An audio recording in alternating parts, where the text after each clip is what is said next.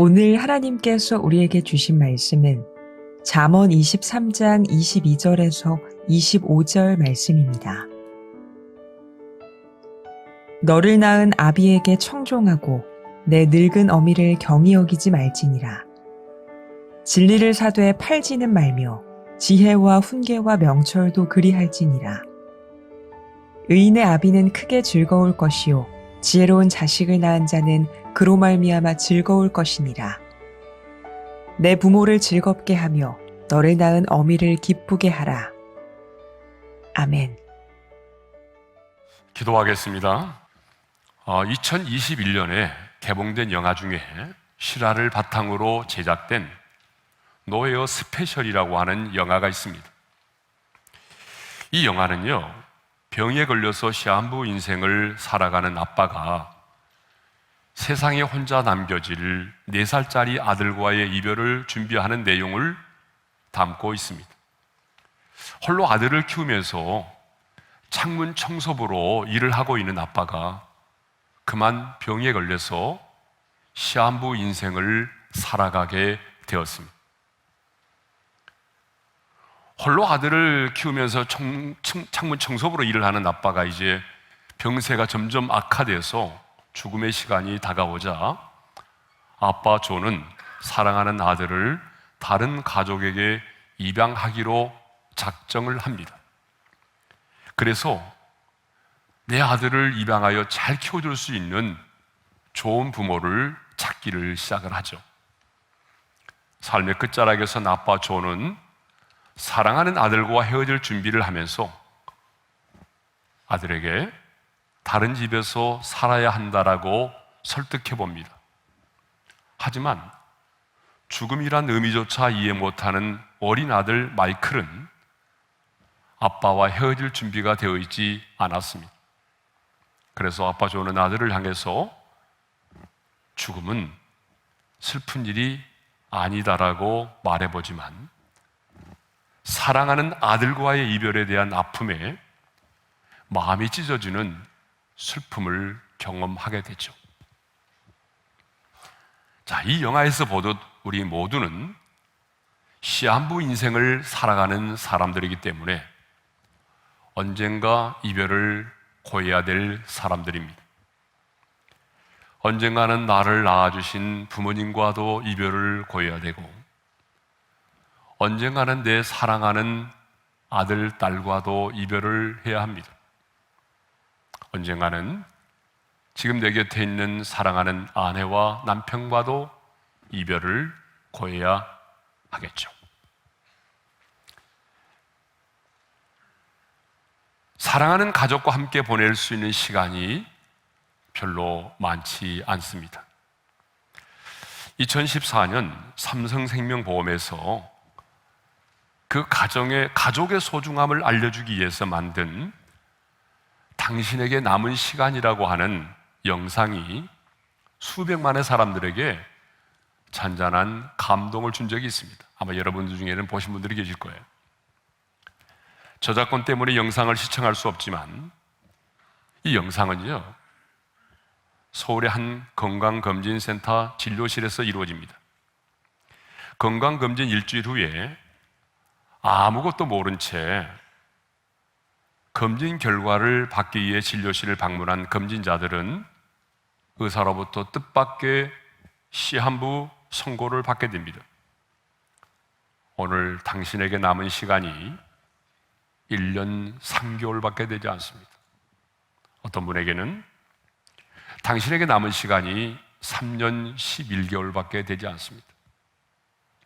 아니, 어떤 분은 고작 당신에게 남은 시간이 7개월밖에 되지 않습니다라고 하는 충격적인 소식을 듣게 됩니다. 예상치 못한 결과에 검진자들은 왜? 뭐가요? 라며 당황하는 표정을 지어봅니다. 그런데 만일 여러분에게 남은 시간이 정말 1년 3개월밖에 되지 않는다고 한다면, 아니 여러분에게 주어진 인생에 남은 시간이 고작 7개월밖에 되지 않는다고 한다면 여러분은 여러분의 인생에 남은 때를 어떻게 살아가시겠습니까? 아니, 가족과 함께 보낼 수 있는 시간이 몇 개월밖에 남지 않았다고 한다면 여러분은 그 남은 시간을 가족과 어떻게 보내시기를 원하십니까? 가족과 함께 보내는 시간은요, 우리나라의 평균 수명의 나이 85세에서 지금의 여러분의 나이를 빼게 되면 우리의 남은 수명의 시간이 나오죠. 여러분 지금 빨리 계산해 보세요. 그 남은 수명의 시간에서 일하는 시간, 잠자는 시간, TV 보는 시간, 스마트폰 하는 시간, 혼자 보내는 시간을 다 빼고 나면, 그러면 가족과 함께 보내는 시간이 나옵니다. 자, 예를 들어서 지금의 내 나이가 53세라고 한다면 85세의 평균 나이에서 지금의 나이 53세를 빼게 되면 32년이라고 하는 시간이 남겠죠. 그 남은 시간에 일하는 시간 10년, 잠자는 시간 9년 11개월, TV 및 스마트폰 사용 시간 4년 2개월, 그의 혼자 보내는 시간 7년 2개월을 빼게 되면 가족과 함께 할 시간은 9개월밖에 되지 않는다는 사실입니다. 아니, 멀리 떨어져 있는 자녀의 경우에는 자녀와 부모가 함께 할 수 있는 시간이 불과 며칠, 몇 시간밖에 남지 않습니다. 그렇다면 가족과 함께 할 수 있는 인생의 남은 시간, 부모님과 함께 할 수 있는 인생의 남은 시간을 어떻게 살아가시겠습니까? 기분 내키는 대로 말하고 행동하고 그렇게 살아갈 수 있을까요? 다시 안 볼 사람처럼 미워하고 용서하지 못한 죄로 그렇게 살아갈 수가 있을까요? 그런데 의외로 우리에게 남은 그 시간이 너무나 빨리 지나갑니다. 순식간에 지나가 버립니다. 그래서 야곱은 우리의 인생을 안개로 비유했어요. 욥은 인생에 사는 것이 잠깐 꿈을 꾸는 것과 같다라고 말했어요. 하나님의 사람 모세는 우리의 인생을 신속히 날아간다라고 말하죠. 시편 90편 10절의 말씀을 우리 함께 읽겠습니다. 다 같이요. 우리의 연수가 70이요 강건하면 80이라도 그 연수의 자랑은 수고와 슬픔뿐이요 신속히 가니 우리가 날아가나이다. 얼마나 빨리 지나가면 신속히 날아간다라고 했겠습니까? 정말 우리의 인생은 화살처럼 빠르게 지나갑니다. 그러면 이렇게 신속히 날아가는 우리의 짧은 인생을 어떻게 살아야 하겠습니까? 중국의 한시 외전에 나오는 시 가운데 이런 내용이 있습니다. 수욕종이 풍부지 자욕양이 침부되라는 말이 있어요. 무슨 말이죠? 나무는 가만히 있고자 하나 바람이 그치지 않고 자식은 효를 다하고자 하나 부모는 기다려주지 않는다라는 말이죠. 한마디로 말하면 부모님 살아계실 때 효도하지 않으면 반드시 뒤에 한이 된다는 말입니다. 그런데 사람들은요, 부모님에 대한 효도를 자꾸 뒤로 미루려고 하죠. 우선순위에서 밀려나는 거예요. 실제로 그렇지 않습니까? 직장에 들어가고 나면, 내 자녀들 다 키우고 나면, 집이라도 한 채 마련하게 되면 그때 가서 부모를 섬기고 효도를 하겠다라고 말하죠. 그러나 여러분, 아닙니다. 바로 오늘입니다. 오늘 과일이라도 하나 사들고 찾아뵙는 것이 중요하죠. 멀리 계신다면 오늘 전화를 걸어서 어떻게 사시는지 안부를 묻고 힘들고 어려운 일이 무엇인지 한번 물어봐 주십시오. 오늘 부모님이 좋아하는 음식을 함께 만들어서 대접을 하든지, 아니면은 우리 부모님이 가장 좋아하시는 음식을 함께 식당에 가서 들면서 사랑의 찬을 나누십시오. 부모님이 걸을 수 있을 때 한번 손을 맞잡고 산책이라도 해주시고, 부모님의 손과 발이 더 차가워지기 전에 여러분 그 부모님의 손과 다리를 좀 이렇게 마사지도 해주시고요, 만져주십시오. 주물러 주십시오. 오늘이 중요합니다. 왜냐하면 우리에게 남은 시간이 그리 많지 않기 때문이죠. 정말 부모를 공경하며 섬길 수 있는 시간이 많지 않습니다. 사랑하는 내 가족과 함께 보낼 수 있는 시간이 많지 않습니다. 사랑할 수 있는 시간이 너무 짧다는 얘기죠. 다른 계명은 몰라도요, 이 부모를 공경하라고 하는 이 계명은 어느 한순간에 나와는 상관이 없는 계명이 되어버립니다. 다른 계명은 내가 지금 지키지 못할지라도 이 다음에 지킬 수가 있어요. 그렇지만 부모를 공경하라고 하는 이 계명은 어느 한순간 부모님이 떠나버리면 내가 지킬 수 없는 계명이 되어버립니다.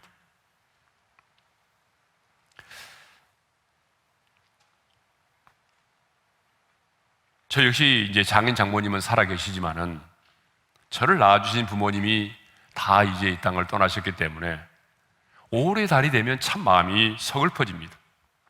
그러므로 여러분, 오늘 사랑하고 오늘 부모를 공경할 수 있기를 바랍니다. 그러면 이렇게 부모와 함께 할 수 있는 시간이 짧다면 우리는 우리의 부모님을 어떻게 섬겨야 할까요? 오늘 우리가 읽은 본문은 부모 공경이 무엇인지를 우리에게 잘 가르쳐주고 있어요. 우리가 어버이주일에 이 말씀을 여러 차례 묵상한 기억이 납니다. 부모 공경이 무엇인가? 첫째로, 부모를 공경한다고 하는 것은 부모를 경히 여기지 않는 것이죠. 그래서 부모를 경히 여기지 말라고 말씀하고 있어요. 22절의 말씀을 읽겠습니다. 다 같이요. 너를 낳은 아비에게 청종하고 내 늙은 어미를 경히 여기지 말지니라. 여러분, 효도라고 하는 것은요, 부모님을 경히 여기지 않는 것입니다. 경히 여기지 말라는 말은 가볍게 여기지 말라, 부모를 무시하지 말라는 거예요. 늙었다고, 힘이 없다고, 배운 것이 없다고, 가진 것이 없다고, 내게 재산을, 유산을 많이 물려주지 않는다고 부모를 무시하지 말라는 거예요. 근데 요즘 돈 좀 벌었다고, 조금 배웠다고, 조금 안다고 해서 부모를 경히 여기는 자식들이 많이 있습니다. 아니, 부모를 공경하는 것이 아니라 부모를 공격하는 그런 자녀들이 너무나 많습니다. 최근에 돈이 있어야 자식으로부터 부모 대접을 받는다, 그런 말 많이 들어보셨죠? 노년의 자식이나 손주 얼굴이라도 가끔 보고 싶으면 죽을 때까지 저금 통장을 꼭 쥐고 있어야 된다.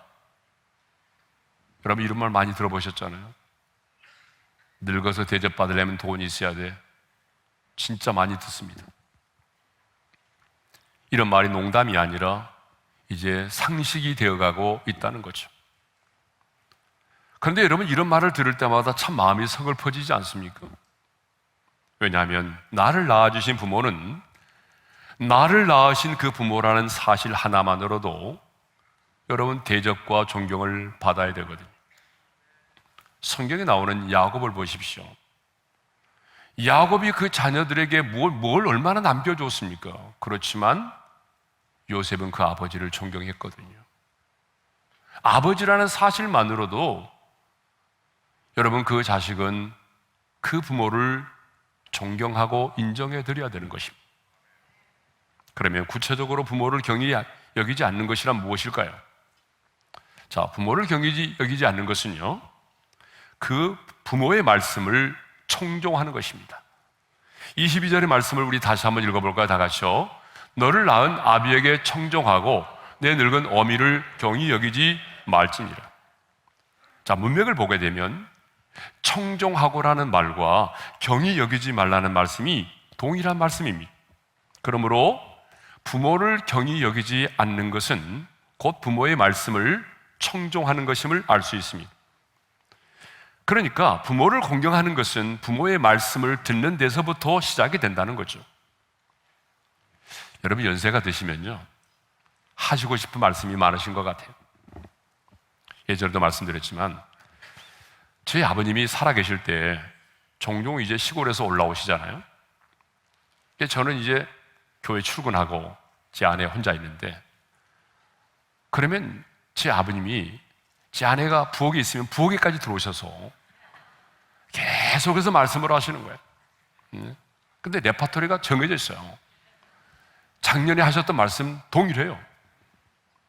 그런데 얼마나 말씀을 하시고 싶으면 부엌에까지 와서 계속해서 말씀을 하신다. 대부분 알고 있는 말이죠. 아주 신명나게 말씀을 하십니다. 근데 그럴 때마다 제 아내가 그 부모님의 아버님의 말씀을 참 잘 들어줬어요. 제 아내의 특징이 잘 들어주는 거거든요. 예. 저는 잘 못 들어주는데 제 아내는 잘 들어줬어요. 오늘 내가 부모님의 음성을 들을 수 있다는 사실이 여러분 축복입니다. 왜냐하면 돌아가시면요, 그 음성을 들을 수가 없어요. 그러므로 부모님이 말씀하시면 감사하면서 들으시기를 바랍니다. 물론 들어준다는 게 힘들어요, 말하는 것보다. 그렇지만 부모님의 말씀에 귀를 기울여 들어주십시오. 틀리다고 무시하지 말고 진지하게 들어주십시오. 말도 안 되는 소리라고 핀잔하지 말고 그냥 들어주세요. 예? 시대에 뒤떨어진 말이라고 경히 여기지 말고 좀 진지하게 들어주십시오. 때로는 넋두리 좀 들어주시고요, 푸념도 좀 들어주세요. 들어줌이 효의 시작입니다. 아무리 많은 용돈을 드리고 좋은 환경 가운데 거하게 할지라도 오늘 내가 부모의 말을 청종하지 않고 경히 여기면 여러분 그것은 효도가 아닙니다. 청종은요, 잘 듣고 순종하는 것입니다. 그런데 사도 바울은 이것을 에베소서 6장 1절에서 뭐라고 말하냐면 이것이 옳으니라고 말하고 있어요. 우리 에베소 6장 1절의 말씀을 한번 읽어볼까요? 다 같이요. 자녀들아, 주 안에서 너희 부모에게 순종하라. 이것이 옳으니라. 우리 한번 따라서 하겠습니다. 이것이 옳으니라. 여러분, 주님 안에서 부모님의 말씀에 순종하는 것이 이것이 옳으니라고 말하고 있어요. 이것이 옳다는 말이 무슨 말일까요? 인간으로서 마땅히 해야 될 도리라는 거죠. 부모님이 나에게 좋은 환경을 만들어주지 못하고 마음 놓고 공부할 수 있도록 도움을 주지 못했을지라도, 비즈니스를 시작하는 나에게 물질적인 도움을 주지 못했을지라도 부모에게 순종하는 것은 하나님 보시기에 너무나 합당하고 옳은 일이라고 하는 것입니다. 이지데이 리서치 코너에서 부모의 죽음과 관련된 설문조사 결과를 발표한 적이 있습니다.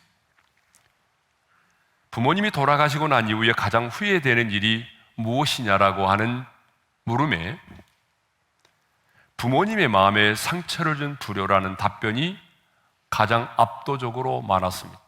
그 다음에는 말씀하실 때 귀 기울여 듣지 못한 점이 죄송해요. 다음에는요, 좀 충격적인 얘기인데, 결혼 실패로 죽고 싶다는 말을 자주 한 것이 가장 후회가 됩니다라고 말했어요. 그 밖에도 전화와 방문 등을 자주 하지 못했던 것, 사랑한다는 말을 자주 하지 못했던 것, 자식의 도리를 다하지 못한 것들을 후회되는 일로 꼽았습니다. 그러므로 여러분, 부모님이 살아계실 때에 부모를 경히 여기지 말고 청종함으로 부모를 공경할 수 있기를 바랍니다. 자, 두 번째로 부모를 공경한다라고 하는 것은요, 하나님의 사람인 우리에게는 진리를 소중히 여기는 것입니다. 23절의 말씀을 읽겠어요? 다 같이요. 진리를 사대에 팔지는 말며 지혜와 훈계와 명철도 그리할지니라. 자, 거기 보게 되면 이런 말씀이 있죠. 진리를 사대에 팔지는 말라.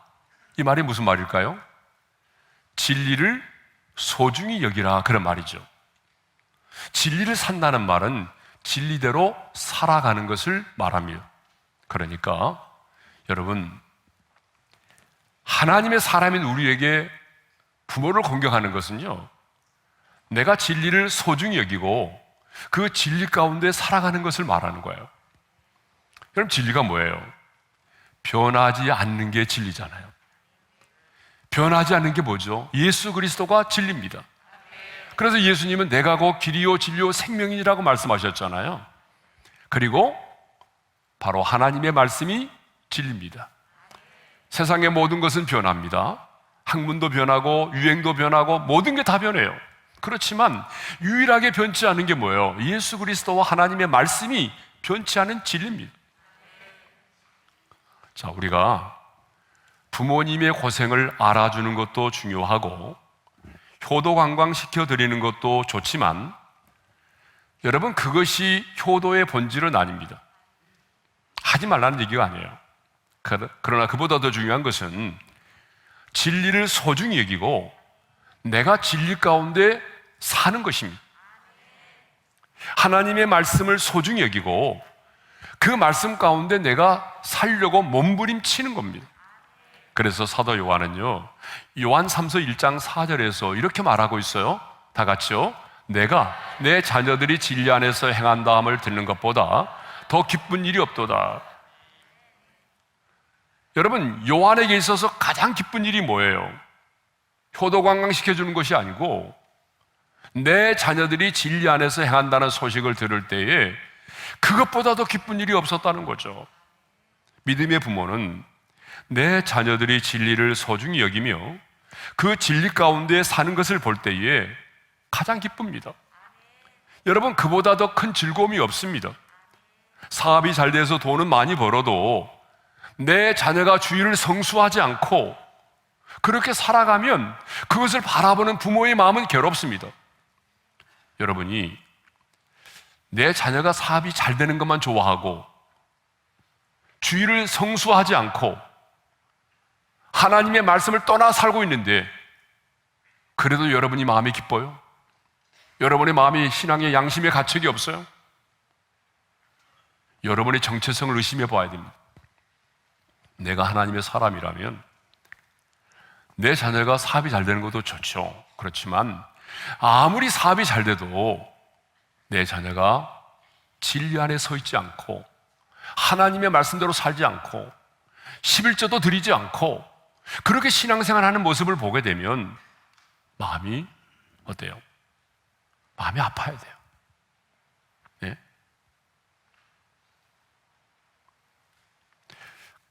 경제적으로 좀 어려워도 내 자녀가 진실하게 살고 말씀대로 살려고 몸부림치는 모습을 보게 되면 그 부모는 그 자녀를 인해서 기쁨을 얻고 즐거워하게 될 것입니다. 자, 세 번째로, 자, 부모를 공경하는 게 뭐냐 그러면요, 부모를 즐겁게 해드리는 거야. 25절의 말씀을 읽겠습니다. 다 같이요. 내 부모를 즐겁게 하며 너를 낳은 어미를 기쁘게 하라. 자, 내 부모를 즐겁게 하며 너를 낳은 어미를 기쁘게 하라고 말씀하시죠. 자, 그러면 여러분, 부모를 즐겁게 하는 게 뭘까요? 그것은 부모님을 염려하시게 하거나 근심되게 하지 말라는 거예요. 잠언 17장 25절에 이런 말씀이 있어요. 자, 우리 한번 읽어볼까요? 시작. 미련한 아들은 그 아비의 근심이 되고 그 어미의 고통이 되느니라. 여러분, 누가 미련한 아들이라고 말하죠? 여러분, 아무리 유수한 대학을 나오고 사회적으로 출세해도 부모의 마음에 근심을 심어주고 부모의 마음에 고통을 안겨주는 자식이 있다면 성경은 그 사람을 미련한 자식이라고 말합니다. 여러분, 누가 미련한 자식입니까? 부모의 마음에 고통과 근심을 안겨주는 사람이 바로 미련한 자식이라는 거예요. 그러면 실제적으로 어떻게 하는 것이 부모의 마음을 즐겁게 해드릴 수가 있을까요? 실제적으로. 전 두 가지를 묵상했는데요. 첫째로는 사랑하는 자녀들이 서로 사랑하고 화목하게 잘 사는 것입니다. 시집 보내고 장가 보낸 자녀들이 서로 싸우지 않고 행복하게 사는 거죠. 여러분, 그것을 바라보면 부모님 마음이 기쁘잖아요? 그런데 좋은 조건의 사람을 만나는데 허구한 날 투견 부부처럼 보기만 하면 으르렁거리고 싸우고 그러면 부모님의 마음에 근심이 되는 거예요. 혹시 또 싸우지 않았나? 예? 며칠 동안 전화만 오지 않아도 혹시 싸웠나? 뭐 이런 생각을 하는 거죠. 부모님의 마음에 근심과 염려를 안겨주는 거잖아요. 그러니까 여러분, 결혼했으면 잘 사세요. 너무나 당연한 얘기지만, 너무나 당연한 얘기지만, 그것이 우리 부모님 마음을 즐겁게 해드리는 겁니다. 그리고 부모님 앞에서 없다는 소리 좀 하지 마세요. 예전에 저희 어머님이 살아계실 때, 제 형님이 이제 시골에서 여러분 시계도 팔고 시계도 수선하고 시계점을 했거든요. 그때 장날이 되면은 손님들이 굉장히 많이 오잖아요. 예전에 시계를 다 수선해서 썼으니까. 근데 이제 아들 집에 갔다 오게 되면 가끔 막 주무시지 못할 때가 있어요. 마음이 아파서. 그러면 왜 그러냐 그러면 저희 큰 형님이 오늘 손님이 되게 없네. 왜 이렇게 오늘 손님이 없는 거야? 뭐 이런 얘기를 하신다는 거예요. 그러면 늘 어머니는 자식은 예사롭지 않은 말이지만 부모님은 그렇지가 않아요. 늘 우리 어머님은 속상해 하셨어요.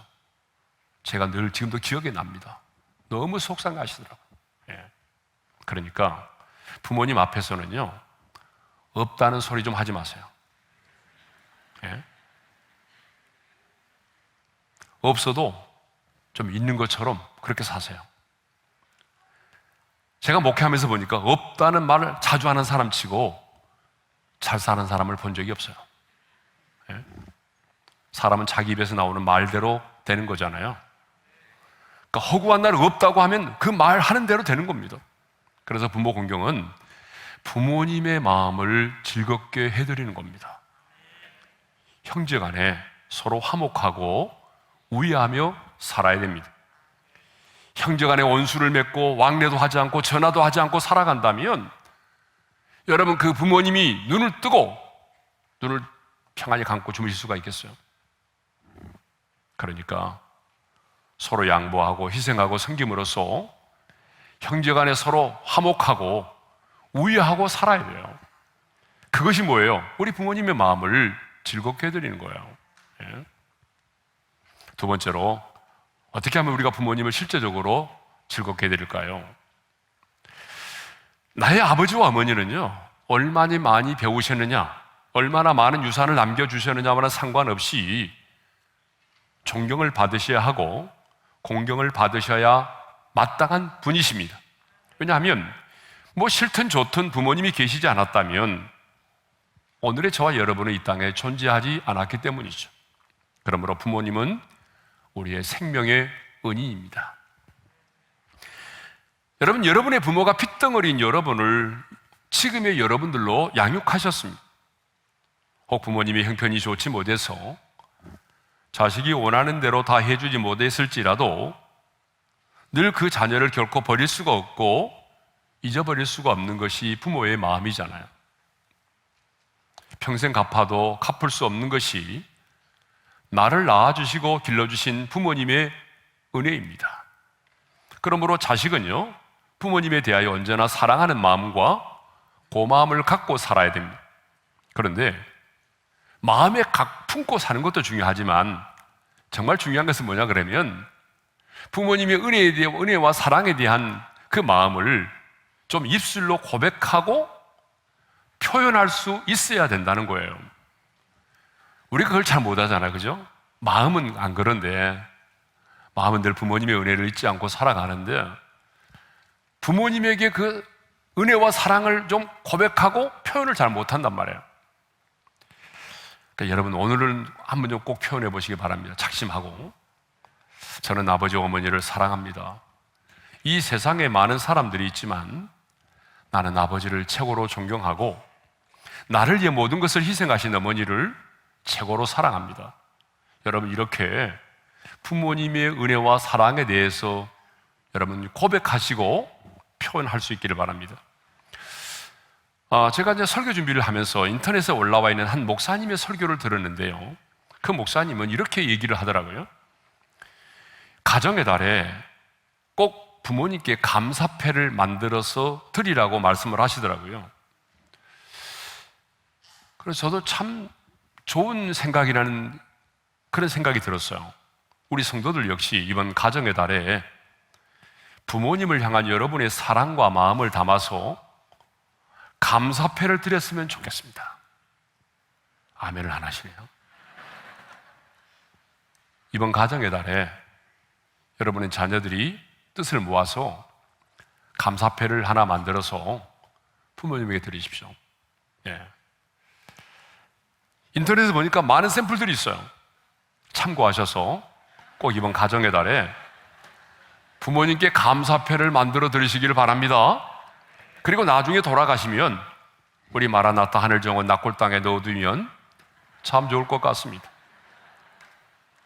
아마 감사패를 받으신 부모님들은 하루에도 몇 번씩 쳐다보시면서 감격해 하시고 기뻐하실 것 같습니다. 예. 사랑하는 성도 여러분, 우리 인생에 남은 시간이 많지 않습니다. 아니 내 사랑하는 가족과 함께 보낼 수 있는 시간이 부모님과 함께 할 수 있는 시간 역시 얼마 남지 않았습니다. 사랑할 수 있는 시간이 너무나 짧습니다. 그러므로 서로 사랑하시기를 바랍니다. 부모님을 공경할 수 있기를 바랍니다. 부모를 공경하는 것은 뭐예요? 부모님을 경히 여기지 않고 부모님의 말씀을 듣고 청종하고 순종하는 것입니다. 진리를 소중히 여기고 진리 가운데 살아가는 것입니다. 그것이 우리 부모를 공경하는 거예요. 부모를 공경하는 것은 부모님의 마음에 즐거움을 드리는 것입니다. 서로 사랑하고 화목하고 우애하며 살아가십시오. 그것이 우리 부모의 마음에 기쁨을 드리는 것입니다. 오늘 어버이 주일을 맞이하여 다시 한번 부모님의 은혜를 마음에 되새기고 살아계실 때 우리 부모님을 공경하는 저와 여러분이 될 수 있기를 주님의 이름으로 축원합니다.